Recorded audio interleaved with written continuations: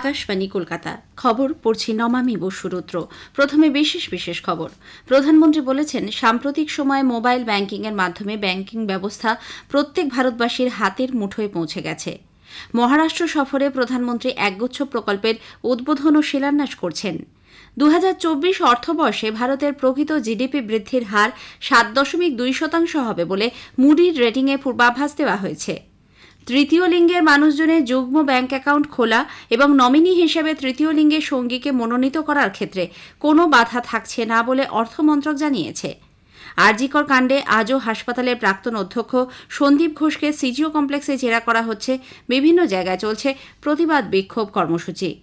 Paris প্যারালিম্পিক্সের আজ শুটিংয়ে অবনী লেখারা সহ 4 শুটার খেলতে নামছেন। আসছে বিস্তারিত খবরে। প্রধানমন্ত্রী নরেন্দ্র মোদী বলেছেন, ডিজিটাল ক্ষেত্রে ভারতের প্রভূত বিকাশ ঘটেছে। মুম্বাইয়ে জিও ওয়ার্ল্ড কনভেনশন সেন্টারে আজ গ্লোবাল ফিনটেক ফেস্ট 2024-এ যোগ দিয়ে শ্রী মোদী বলেন, সাম্প্রতিক সময়ে মোবাইলের মাধ্যমে ব্যাংকিং ব্যবস্থা প্রত্যেক ভারতবাসীর হাতের মুঠোয় পৌঁছে গেছে। এই মুহূর্তে খুব অল্প সময়ের মধ্যেই ঘরে বসে ডিম্যাট অ্যাকাউন্ট খোলা সম্ভব। কেন্দ্রীয় সরকারের গৃহীত নীতির ফলে দেশের বাজার এবং অর্থ ব্যবস্থা চাঙা হয়ে উঠেছে।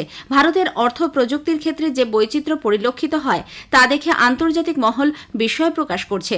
ব্যাংকিং ব্যবস্থা সম্পর্কে প্রধানমন্ত্রী বলেন, गांव हो या शहर, सर्दी हो या गर्मी, बारिश हो या बर्फ गिर रही हो, भारत में बैंकिंग सर्विस 24 घंटे 7 दिन 12 महीने चलती रहती है। कोरोना के इतने बड़े संकट के दौरान भी भारत दुनिया के उन देशों में था जहां हमारी बैंकिंग सर्विस बिना किसी दिक्कत के चलती रही।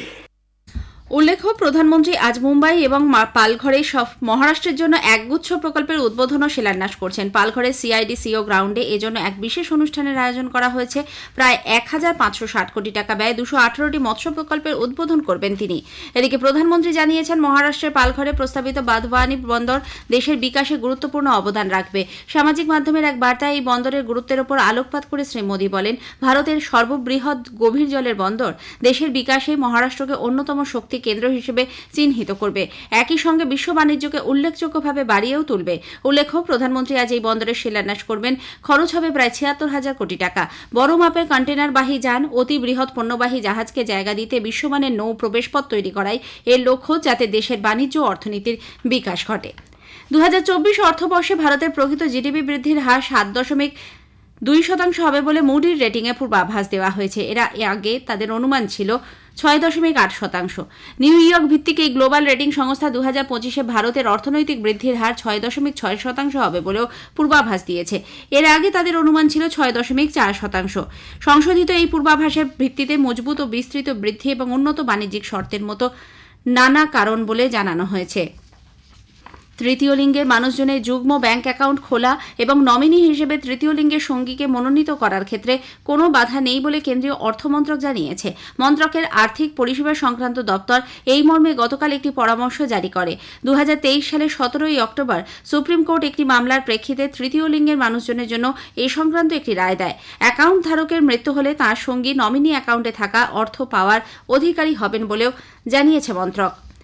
ওয়াকফ সংশোধনী বিল 2024 সম্পর্কিত যৌথ কমিটি আজ নতুন দিল্লিতে বৈঠকে বসেছে।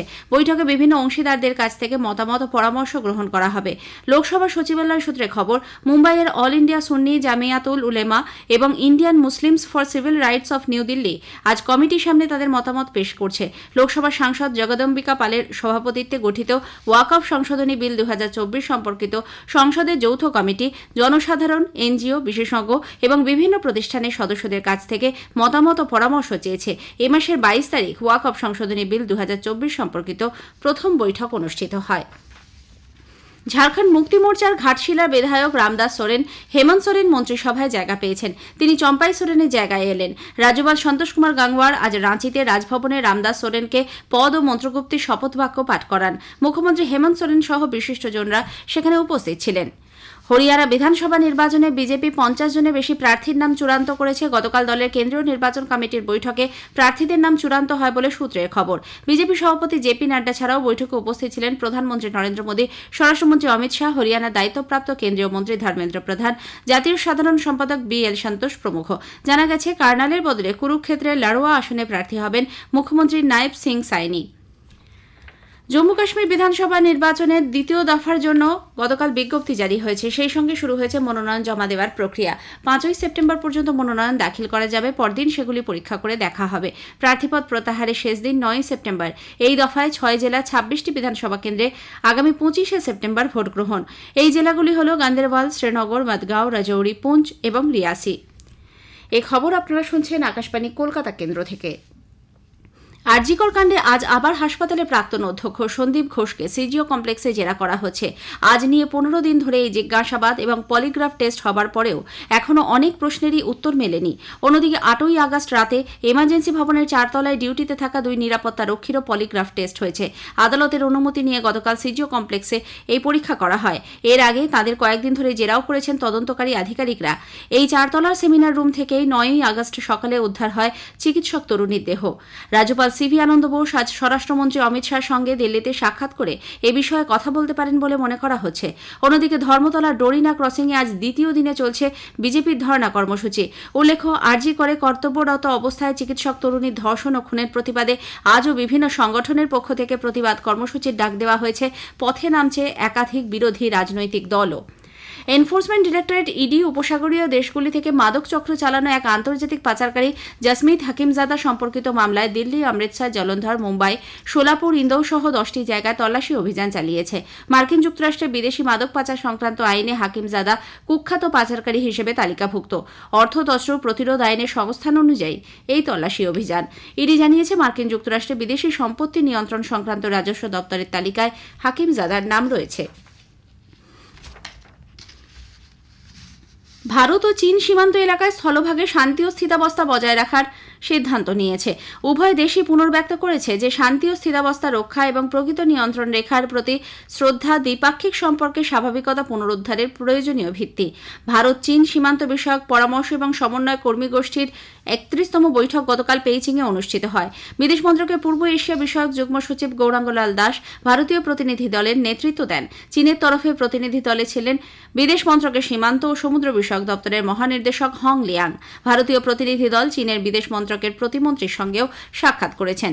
ইসলামাবাদের সাংহাই সহযোগিতা সংগঠন এসসিওর আসন্ন বৈঠকে যোগ দেওয়ার জন্য পাকিস্তান আনুষ্ঠানিকভাবে প্রধানমন্ত্রী নরেন্দ্র মোদীকে আমন্ত্রণ জানিয়েছে। আগামী অক্টোবরে এই বৈঠক হওয়ার কথা। পাক বিদেশ মন্ত্রকের মুখপাত্র মুমতাজ জাহেরা বালোচ জানিয়েছেন, এসসিওর সব সদস্য দেশের সরকার প্রধানকেই আমন্ত্রণ জানানো হয়েছে। তাঁদের মধ্যে রয়েছেন প্রধানমন্ত্রী নরেন্দ্র মোদী। অক্টোবর 15 এবং 16 তারিখ বসবে এসসিও সরকার প্রধানদের পরিষদের বৈঠক। এসসিও 9টি সদস্য দেশ হল ভারত, ইরান, কাজাখস্তান, চীন, Kyrgyz Republic, Pakistan, Russia, Tajikistan এবং উজবেকিস্তান। বিদেশমন্ত্রী ডক্টর এস জয়শঙ্কর নতুন দিল্লিতে ইসরায়েলের মহানির্দেশক ইয়াকভ ব্লিন্ডস্টেইনের সঙ্গে গতকাল সাক্ষাৎ করেন। এক সোশ্যাল মিডিয়া পোস্টে ডক্টর জয়শঙ্কর জানিয়েছেন, উভয় পক্ষই ভারত ইসরায়েল সহযোগিতার নিরন্তর বিকাশের বিষয়টি উল্লেখ করার পাশাপাশি মধ্যপ্রাচ্যের বর্তমান পরিস্থিতি নিয়েও মতবিনিময় করেছেন। প্যারিসে প্যারালিম্পিক্স গেমসের দ্বিতীয় দিনে আজ ভারতীয় ক্রীড়াবিদরা 3টি বিভাগে পদক জয়ের লক্ষ্যে নামছেন। শুটিংয়ে টোকিওতে স্বর্ণপদক জয়ী অবনি লেখারা সহ 4 শুটার যোগ্যতা নির্ণায়ক পর্বে প্রতিদ্বন্দ্বিতা করবেন। মহিলাদের ডিসকাস থ্রোতে জ্যোতি করম এবং সাক্ষী কাসানা প্রতিদ্বন্দ্বিতা করবেন। মহিলাদের 100 মিটার দৌড়ে প্রীতি পাল এবং শটপাটে মনু পদক জয়ের লক্ষ্যে খেলবেন। ব্যাডমিন্টনেও ভারতীয় খেলোয়াড়রা আজ কোর্টে নামছেন। প্যারিস প্যারালিম্পিক্সে ভারতের শীতল দেবী ও রাকেশ কুমারের মিক্সড কম্পাউন্ড তীরন্দাজি দল যৌথভাবে 1399 স্কোর নিয়ে নতুন প্যারালিম্পিক্স রেকর্ড করেছে। তারা দুজন কোয়ার্টার ফাইনালে শীর্ষ বাছাই হিসেবে আগামী 2রা সেপ্টেম্বর প্রতিদ্বন্দ্বিতায় নামবেন। দ্বিতীয় দিনে আজ বিভিন্ন খেলায় অংশ নিচ্ছেন ভারতীয়রা। গুজরাট, সৌরাষ্ট্র ও কচ্ছের ওপর সৃষ্ট অতি গভীর নিম্নচাপটি আগামী 12 ঘণ্টার মধ্যে উত্তর পূর্ব আরব সাগরের ওপর ঘূর্ণিঝড়ের রূপ নিতে চলেছে। এর প্রভাবে আজ সৌরাষ্ট্র ও কচ্ছের বিভিন্ন অংশে ভারী থেকে অতি ভারী বৃষ্টি হচ্ছে। তবে রাজ্যের অন্যান্য অংশে বৃষ্টির পরিমাণ কমেছে। বদোদরায় বন্যা পরিস্থিতির উন্নতি হচ্ছে। চলছে ত্রাণ ও উদ্ধারের কাজ। কচ্ছ ও দেবভূমি দ্বারকা সহ বন্যা কবলিত জেলাগুলিতে স্কুল, কলেজ আজও বন্ধ থাকবে। বন্যার দরুন 800-র বেশি রাস্তা এখনও বন্ধ।